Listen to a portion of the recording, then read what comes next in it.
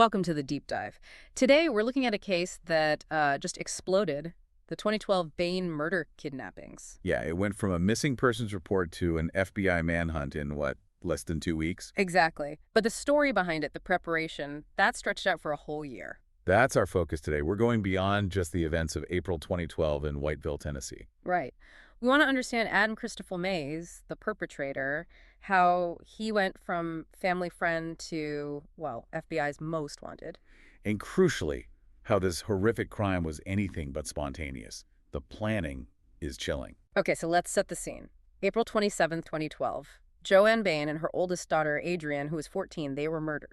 And the two younger daughters, Alexandria, 12, and Kilia, only 8, they were kidnapped. The man responsible, Adam Mays from Alpine, Mississippi, he wasn't a stranger at all. No, far from it.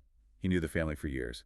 And this is a key detail from the sources you provided. Joanne's husband, Gary Bain. Yes. Gary had previously been married to Mays' oldest sister, Pamela. Until 2002. But even after that divorce, Mays was still around. A regular visitor. Trusted. And that trust, that familiarity, that's what he weaponized.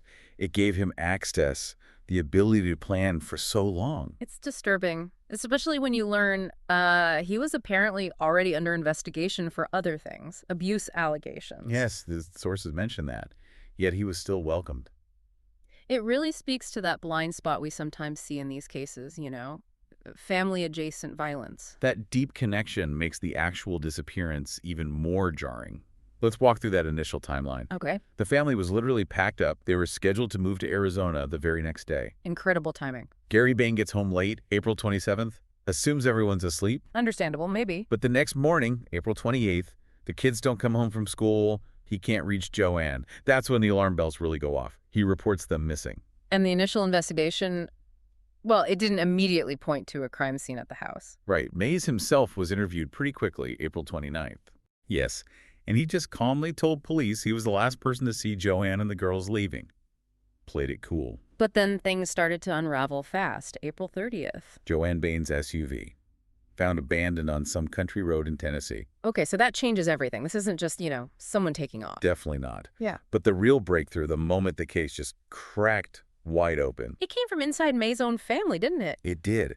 Around May 4th, his wife, Teresa Mays, she reportedly goes to the police. And tells them the unbelievable truth that her husband, Adam, had killed Joanne and Adrienne in the Bain's garage and that he'd buried the bodies. Wow. Just confessed it. Yeah. And that led investigators straight to them. May 5th, they uncovered 2 bodies, badly decomposed, the reports say. In a shallow grave right behind Mays' own mobile home in Mississippi. Exactly. Took 2 days to formally identify them, May 7th, as Joanne and Adrienne. And by May 8th, the focus shifts. It's not just Adam anymore. No, now it's a conspiracy. Teresa Mays, his wife, and Adam's mother, Mary Frances Mays.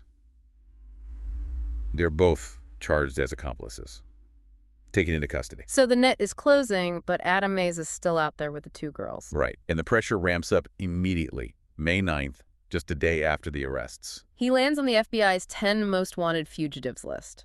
Number 496. That's a serious escalation. Charges, unlawful flight, especially aggravated kidnapping, first-degree murder. The whole country is basically looking for him. But the incredible thing is, he wasn't far away at all. That's the chilling part, isn't it? The manhunt leads them right back near his home. May 10th, they get a tip. Leads them to search where? A heavily wooded area, right behind a small church, Zion Hill Baptist Church. It's only about 1.5 miles from Mays' own home in Alpine, Mississippi. So close. Hiding in plain sight, almost. Almost. And the confrontation, when it happened, it was quick. Yeah. And violent. What happened? Officers spotted them? They saw one of the girls peek over a ridge first. Then the second girl. Then Mays. And they ordered him to surrender. Yeah. Put his hands up. But he only raised one hand. Oh, no. In the other hand, he was holding a 9mm pistol. He shot himself in the head. Right there in front of the officers. Seems so. He was transported to the hospital, critical condition, but he was pronounced dead that evening, around 8:20 p.m. But the girls, Alexandria and Kilia. They were rescued. That was the crucial outcome, found alive. How were they? In rough shape, as you'd expect. They told the officers they'd been out there in the woods for 3 days. No food, no water. 3 days. Oh, my God. Severely dehydrated, covered in rashes from poison ivy, insect bites. Just awful.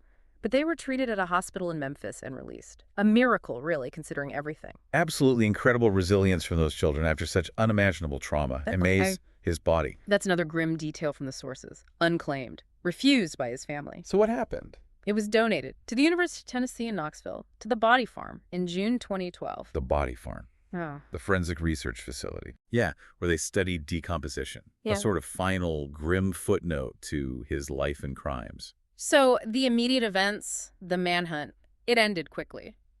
But understanding why, that takes us back, a full year back. This is where the deep dive really gets dark. The background, the premeditation. Mays was 35 at the time, youngest of 6 kids, and his own mother described him as violent, controlling, even from a young age. That history is significant. Plus, the prior domestic abuse investigations, the 2010 accusation of molesting a child he babysat. It paints a picture of escalating behavior, doesn't it? Absolutely. It's not just context, it's a pattern. And the initial confusion about motive, that claim he thought he was the younger girl's father. Which police found no evidence for. Right. That seems to have faded. The real driver, according to Theresa May's later statements, it was an obsession. With who? With Alexandria, the 12-year-old girl he kidnapped. Teresa called it an obsession. And this is where it gets truly terrifying. She told the TBI, the Tennessee Bureau of Investigation, in October 2012. That Adam had been planning the kidnappings and murders for a year. A whole year, driven by this romantic interest in a 12-year-old girl. It's almost incomprehensible. The level of planning. He even sold his motorcycle to get money for it. Funding the kidnapping, investing in it. And it wasn't just planning, he tried before. Teresa claimed he made her hide in the car during 2 aborted attempts, April 25th and 26th. Just days before he succeeded, he was persistent. Patient, determined, meticulous. Chillingly so. He also tried to take Gary Bain out of the picture, didn't he? Yes. Teresa said the night before the murders, Adam tried to poison Gary. How? Gave him 2 tequila sunrise cocktails, laced with Visine and other prescription drugs, trying to kill him. It failed, obviously, but it shows he wanted the entire family gone except for the girls he wanted. It seems that way. A comprehensive plan to isolate his targets. And Teresa's account of the actual murder night. She said Adam sent her away to drive around with Alexandria and Kilia. Correct. So she wasn't physically present for the killings themselves, but when she got back, Adam was there, outside the Bain house, with 2 bodies wrapped in a tarp. and he told her how he did it. Lured Joanne out to the shop, claiming Keila was sleepwalking. A trick. A deadly one. Hit her with a board, strangled her with a rope. They went back inside and smothered Adrienne, the 14-year-old. Just cold, calculated execution designed to get to the kidnapping. Exactly. The murders facilitated the ultimate goal, which was driven by that obsession.